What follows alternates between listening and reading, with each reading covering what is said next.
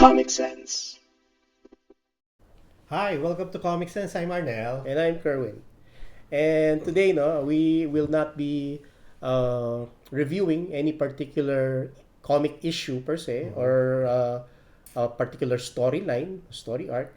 Ang didiscuss or ang pag-uusapan natin ngayon is about a particular character, okay?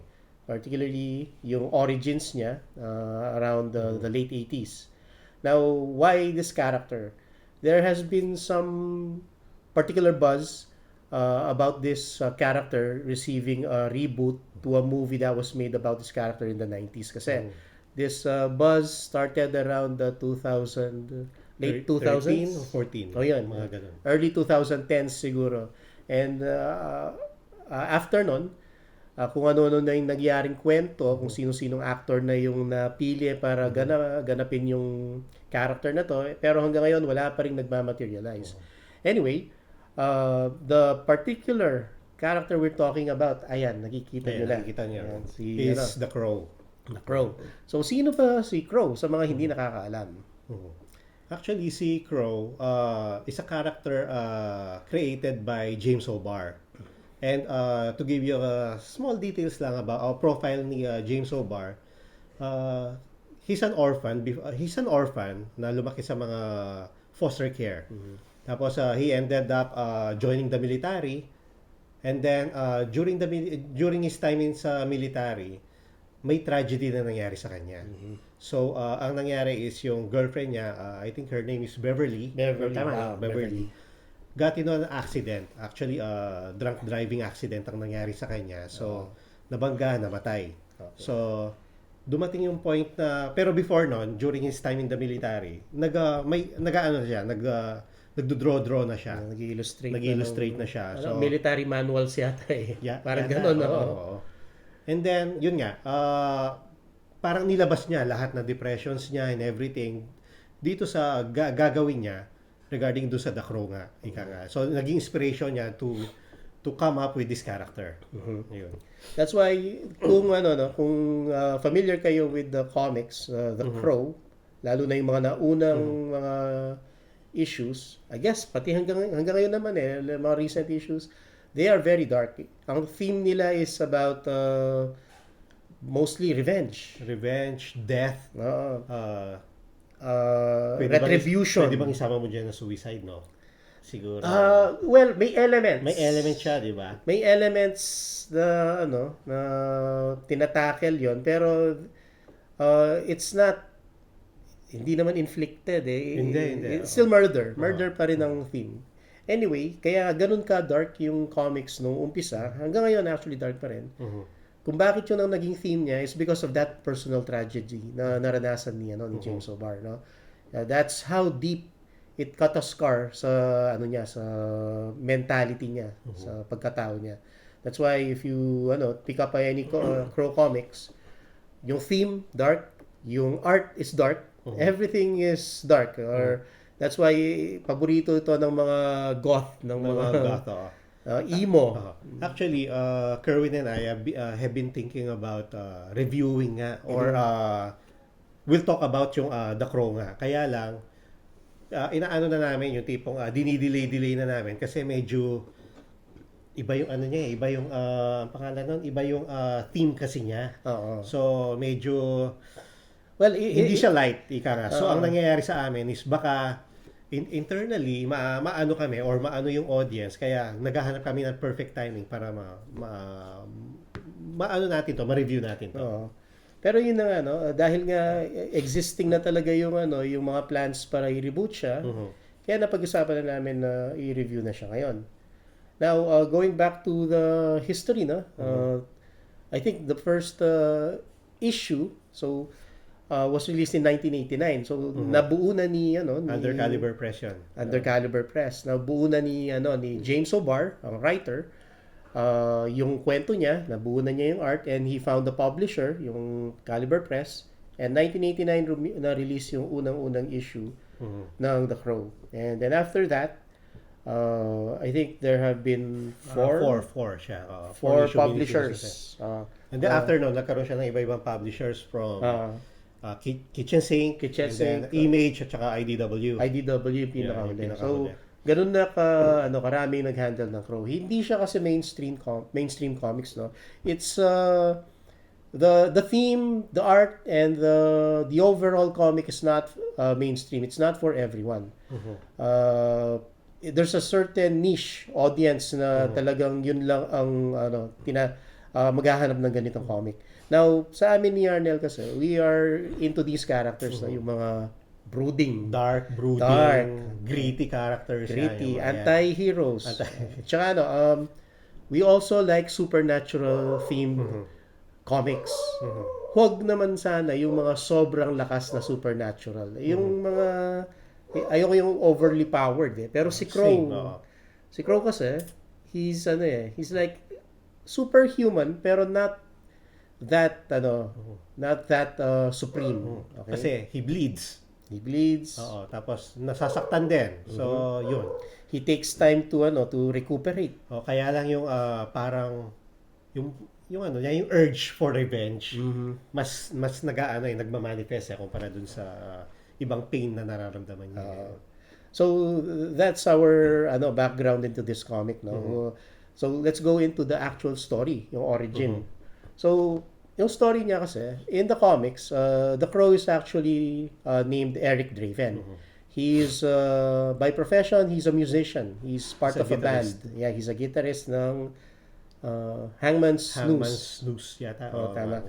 I don't know kung pinangalan yung Hangman's Noose sa comics, parang hindi. Parang sa movie lang Sa yata. movie lang yata. Pero dito, parang never binanggit. So, ayun. He was supposed to get married to his girlfriend. Ang pangalan ng girlfriend niya is Shelley Webster. Yun. Shelley. Tapos one night, while they were in their apartment, pinasukan sila and they were murdered. Before they were murdered, ni-rape muna si Shelley. And then, sa movie, si Eric was thrown out of the window kasi. Yun. So, ayun, they made Eric watch the raping of his fiancée. And then, after raping her, pinatay sila ang dalawa. So, ayun.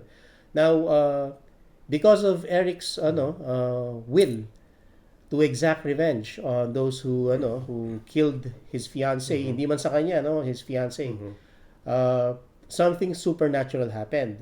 Ano yun? Well, the Crow in the comics, yung mismong ibon na Crow,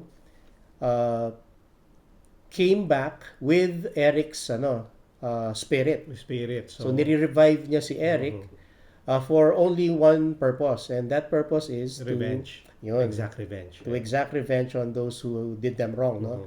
So doon nag-umpisa yung kwento. And when he was resurrected, he had these enhanced abilities, these special powers, sabi nga nila. So regeneration, tapos strength.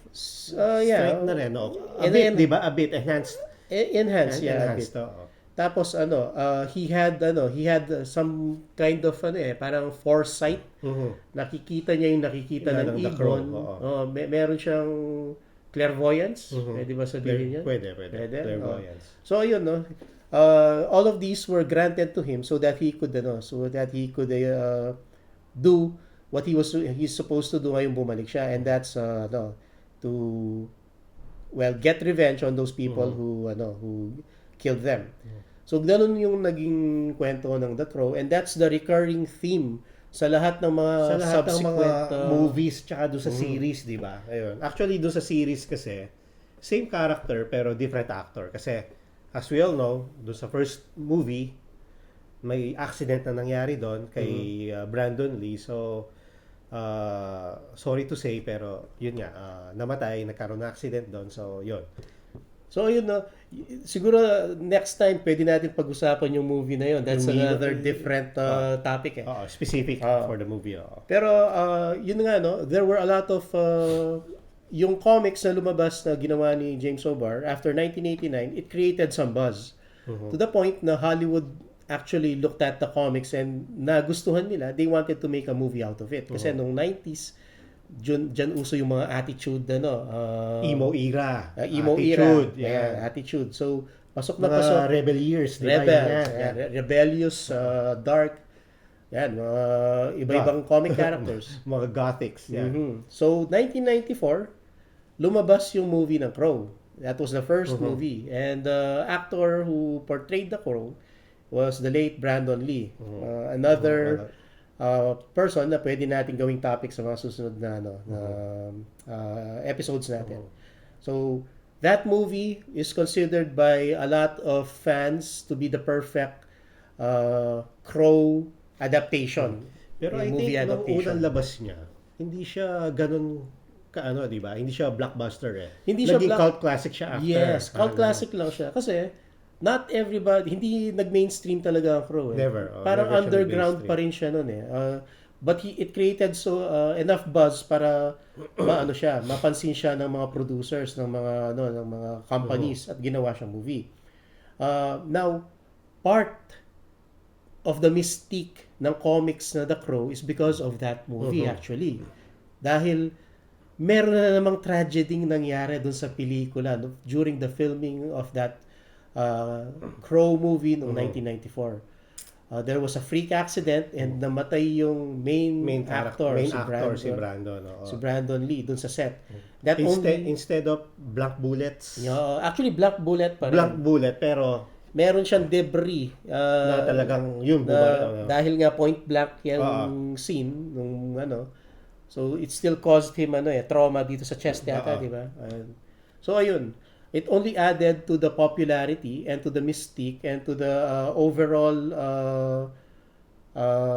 grandeur ng comics yung nangyari dun sa movie yon. Now, it was such a good movie even though hindi siya widely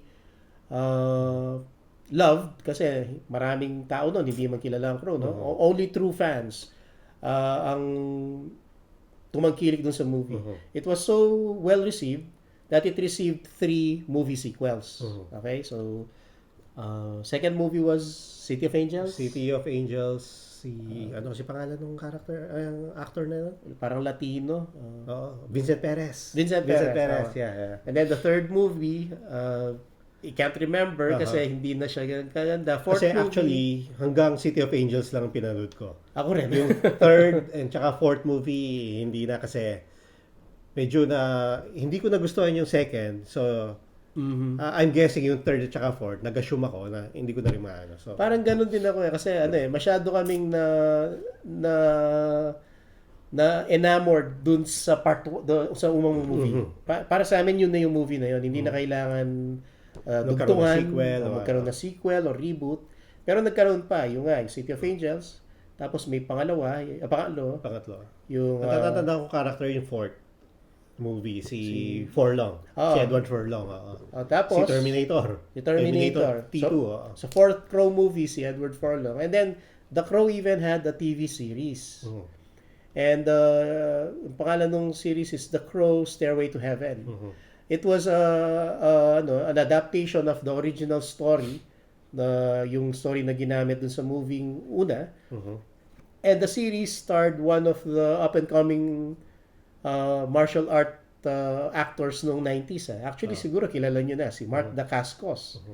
Yung nag-star sa Crying Freeman. And kung nanonood kayo ng John Wick 3. Sa 3? 3. Sa 3, nandun siya. Yung bald guy. Yeah, yung gumagawa ng sushi. Tapos, tinap siya ulit para kalabanin si John Wick. So, John Wick, that is Mark Dacascos. So, you can see na talagang pinagagastusan nila yung mga movies noon, no? They were really getting martial artists who fit the frame of Eric Draven to portray the character of the Crow.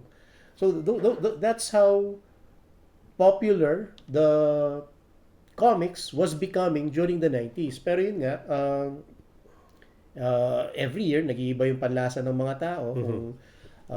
Kung ito yung uso ngayon, ito yung sukat ngayon, the following year, nag-iiba. That's why it took some time para magkaroon na naman ng consideration into rebooting The Crow.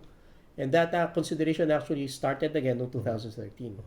Anyway, yun ang media. Other media aspects media references for The Crow. Pero going back into the comics, para sa akin, mamaya yung kay Arnel, pero para sa akin, uh, the theme of The Crow, the art of The Crow, overall, no, lahat ng mga lumabas na issues ng Crow, yung theme, the art, I think the reason why it's still a relevant comic hanggang ngayon is because the theme and the art and the stories are universal. Lahat tayo nakakaranas ng ganito. Lahat Actually, tayo applicable talaga siya. Kahit applicable ano. talaga siya. Then and now, then and now. Lalo na parang with COVID. I mean, if there are people who have not experienced loss, I'm sure during the COVID pandemic may mga tao na nawalan ng kamag-anak, namatayan ng relatives, and they have felt that personal loss, that personal tragedy. More so because of the pandemic. Kaya relatable. Even if you don't look at the supernatural themes, so supernatural aspect ng comics na to, yung human aspect niya, yung emotional aspects niya, no? I'm sure pag nabasa ninyo, makaka-relate kayo. There's so much things pag binasa nyo to, there's so much emotion na pwede nyo maranasan na that are so true, that are so relatable. And another thing, no, yung kasing comics na to, it was during a time when struggling artists, nahihirapan silang ilabas yung mga comics nila kung hindi rin yung mga major publishers ang hahawak, magpe-print ng mga ganito. Kaya it took some time para maging, well, partly mainstream ang comics na to. Actually, nung lumabas nga to, there were 3 major publishers kasi during that time. DC, Marvel, at saka Image. Image started kasi 90s, di ba? So, pumasok siya. Pero si Caliber nga, medyo hindi pa siya. As in, independent talaga, super independent pa siya noon. So, ang distribution ng comics na to, medyo less compared to the big 3 during that time. So, if you're into these dark and gritty comics, na sabi nga namin, ang theme is more about personal loss, revenge, supernatural themes, pick up The Crow. You won't get disappointed, no? You have a choice of a lot of storylines na lumabas na about The Crow, and if you're not sure kung alin yung unahin ninyo, well, start with the first one. Yung unang labas niya noong 1989 that was printed by Caliber Press. I think it's been reprinted and reproduced so many times by different publishers. I'm sure makakahanap kayo dyan. If ever na makahanap kayo, yun nga, yung Draven na story. Si Eric Draven na story. Kasi iba-ibang characters na after. Pero you start with that, and pag nagustuhan ninyo, which I'm sure if you're into these kinds of comics, magugustuhan nyo, then tuloy ninyo. There are other Crow storylines na maganda din, no? Majority, not all, pero majority. Ayan. So ayun, I hope you like that video or that assessment namin sa comics na to. Now, if you have any particular comments about the comics or may nasabi ba kami na mali or something, kindly comment lang. Kindly comment lang. You have to remember na stock memory kasi ang inaano namin sa mga comics na to. We know these comics by heart, pero yung mga small details paminsan nakakalimutan na namin. So, if you find anything erroneous dun sa mga nasabi naming details, please comment in the comment section para malaman din namin kung ano yung mga pwede naming improve or yung mga information na nasabi namin baka mali or kulang. And please, usual na namin sinasabi, kindly like, share, and subscribe para ma-continue natin itong ginagawa natin to. Para ma-share namin yung passion namin in anything pop culture, ika nga. Not necessarily comics, may toys, may anything. Basta, yun nga, pop culture. Ayun, so before we end this, ang gusto ko lang sabihin is a quote from The Crow. It's about tragedy, it's about loss, retribution. So sabi nga niya doon sa isang line niya sa movie, nothing is trivial. So let's enjoy life, be happy, and well, that's it. God bless everyone. We're God good. bless. Okay, thank you. Thank you.